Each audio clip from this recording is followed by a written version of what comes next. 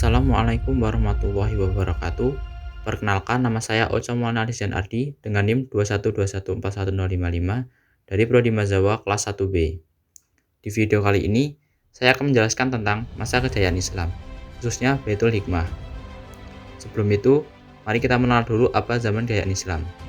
Zaman kejayaan Islam yang terjadi dari tahun 750 Masehi sampai 125 Masehi adalah masa ketika para filsuf, ilmuwan, dan insinyur dari dunia Islam menghasilkan banyak kontribusi terhadap perkembangan teknologi dan kebudayaan, baik dengan menjaga tradisi yang telah ada ataupun dengan menambahkan penemuan dan inovasi mereka sendiri.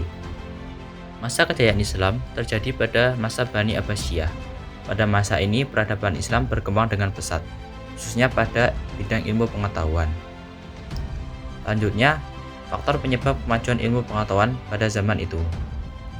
Yang pertama, dibangunnya Baitul Hikmah. Yang kedua, seluruh umat Islam bersatu. Yang ketiga, pedagang membawa pengetahuan dari tempat berdagangnya. Yang keempat, khalifah yang memperhatikan tentang ilmu pengetahuan. Yang kelima, kegiatan penerjemahan karya dari bangsa lain. Yang keenam, pusat pemerintahan yang sebelumnya di Damaskus berpindah ke Baghdad. Yang ketujuh, banyaknya para ilmuwan. Di era dinasti Abbasiyah, ilmu pengetahuan Islam berkembang pesat. Masa puncaknya ketika pemerintahan Khalifah Harun ar-Rasyid dan Khalifah Al-Ma'mun ar-Rasyid. Memasuki inti video yaitu Baitul Hikmah atau rumah kebijaksanaan. Baitul Hikmah adalah perpustakaan dan pusat penerjemahan pada masa dinasti Abbasiyah.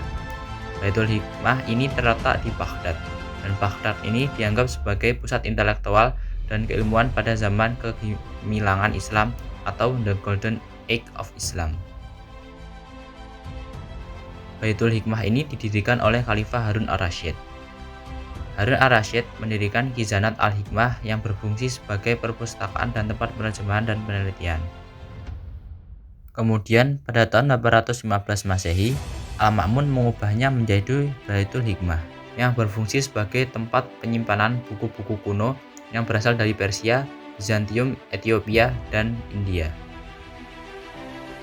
Yang kemudian fungsi Baitul Hikmah diperluas menjadi lembaga pendidikan formal dan juga pusat laboratorium yang memunculkan banyak ilmuwan terkenal untuk saling berbagi informasi, pandangan, dan budaya di rumah kebijaksanaan.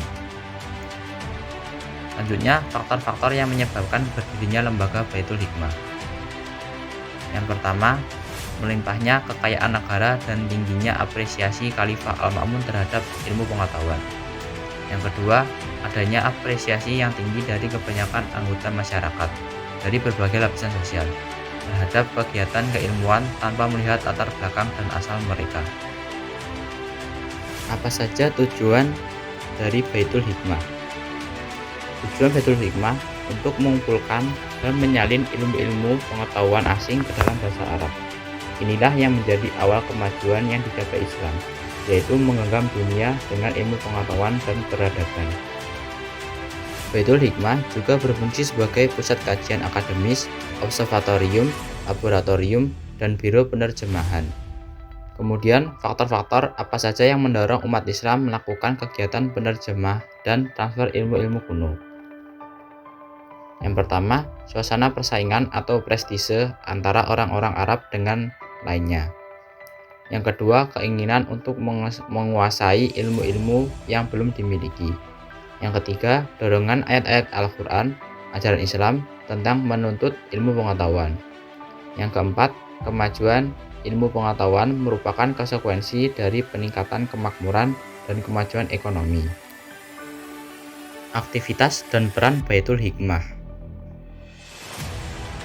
yaitu menggalakkan dan mengkoordinir kegiatan pencarian dan penerjemahan karya-karya klasik dari warisan intelektual Yunani, Persia, Mesir, dan lain-lain ke dalam bahasa Arab, khususnya umat Islam. Peran lain dari Baitul Hikmah antara lain: 1.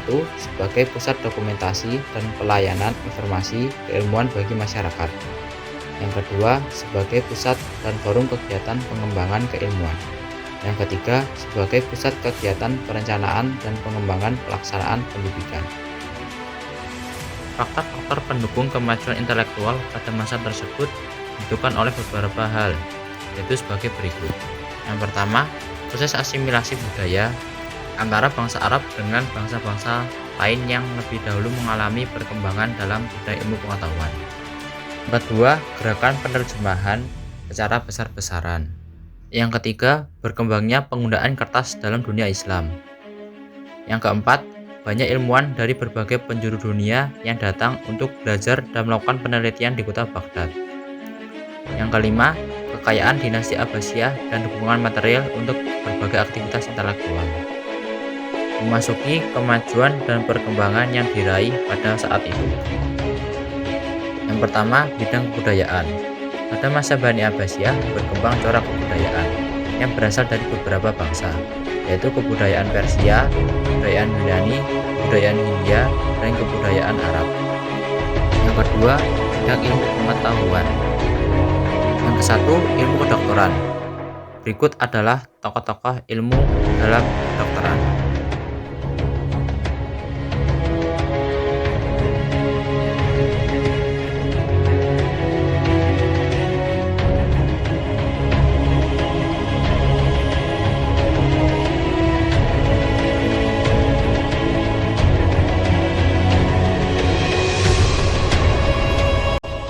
Yang kedua, ilmu perbintangan.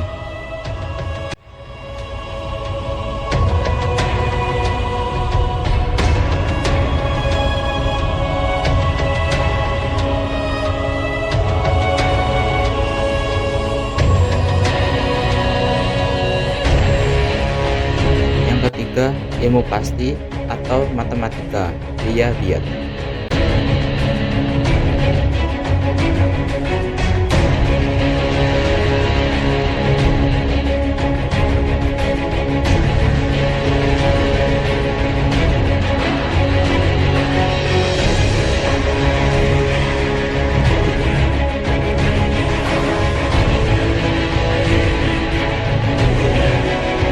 Yang keempat, ilmu farmasi dan kimia.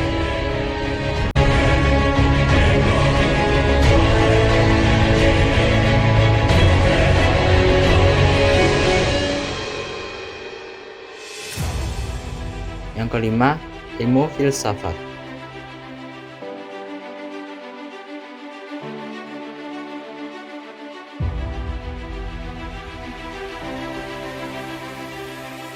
Yang keenam, ilmu sejarah.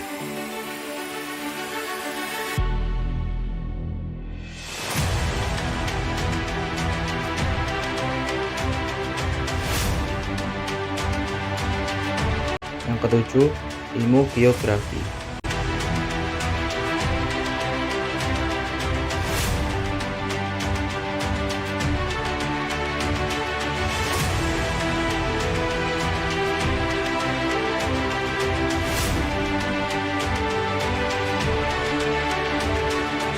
Yang selanjutnya di bidang ilmu agama. Yang pertama ada ilmu tafsir.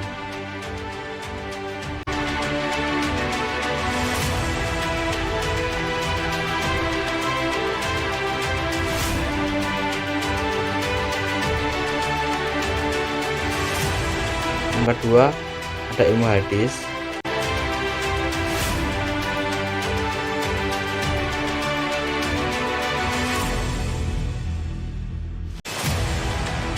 Yang ketiga ada ilmu kalam dan ilmu tasawuf.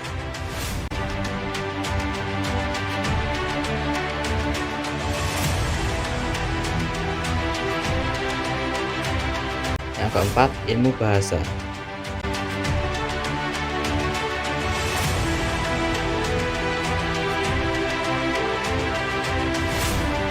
Dan terakhir ilmu fikih.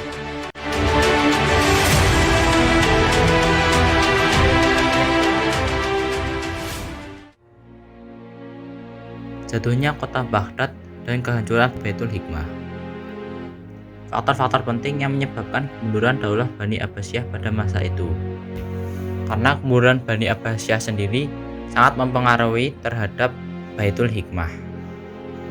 Faktor yang pertama, luasnya wilayah kekuasaan Daulah Abbasiyah sementara komunikasi pusat dengan daerah sulit dilakukan. Yang kedua, profesionalisasi angkatan bersenjata membuat ketergantungan khalifah kepada mereka sangat tinggi.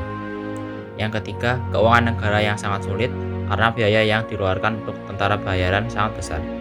Yang keempat, posisi-posisi penting negara dipercayakan kepada ahli bid'ah, khususnya jabatan wazir atau perdana menteri dan penasihat kepada Syiah. Yang kelima, penyakit wahan atau cinta dunia dan takut mati yang menguasai para penguasa dan jajarannya.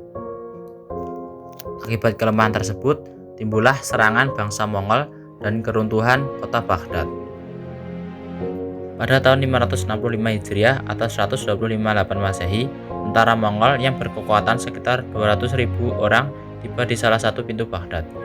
Khalifah pada saat itu, Al-Muqtasim atau penguasa terakhir Bani Abbasiyah di Baghdad, betul-betul tidak berdaya dan tidak mampu membendung topan tentara Hulagu Khan. Jatuhnya kota Baghdad pada tahun 1258 Masehi ke tangan bangsa Mongol bukan saja mengakhiri kekuasaan Khalifah Bani Abbasiyah di sana, tetapi juga merupakan awal dari masa kemunduran politik dan peradaban Islam. Karena Baghdad sebagai pusat kebudayaan dan peradaban Islam yang sangat kaya dengan khazanah ilmu pengetahuan, ikut pula lenyap di bumi hanguskan oleh pasukan Mongol yang dipimpin oleh Hulagu Khan tersebut. Dalam serangan tentara Mongol yang terjadi dalam kurun waktu 40 hari, dimulai dari bulan Muharram sampai pertengahan Safar, telah makan korban sebanyak 2 juta jiwa. Khalifah Al-Muqtasim bersama anaknya juga dibunuh oleh tentara Mongol. Tidak hanya menyapu bersih buku-buku yang ada di dalam Baitul Hikmah, orang-orang Mongol juga melempar peninggalan Islam ke sungai Tigris, sehingga warna air sungai berubah hitam karena tinta buku. Bahkan ada yang mengatakan tentara berkuda pasukan Tartar menyeberangi sungai di atas jilid-jilid buku yang besar dari tepi sungai ke tepi yang lain. Dan sayangnya, sangat sedikit karangan ilmiah yang dapat diselamatkan dari kehancuran tersebut. Diambil dari sumber-sumber berikut ini. Sekian dari penjelasan video ini. Jika ada salah ucap atau salah ketik, mohon maaf. Wassalamualaikum warahmatullahi wabarakatuh.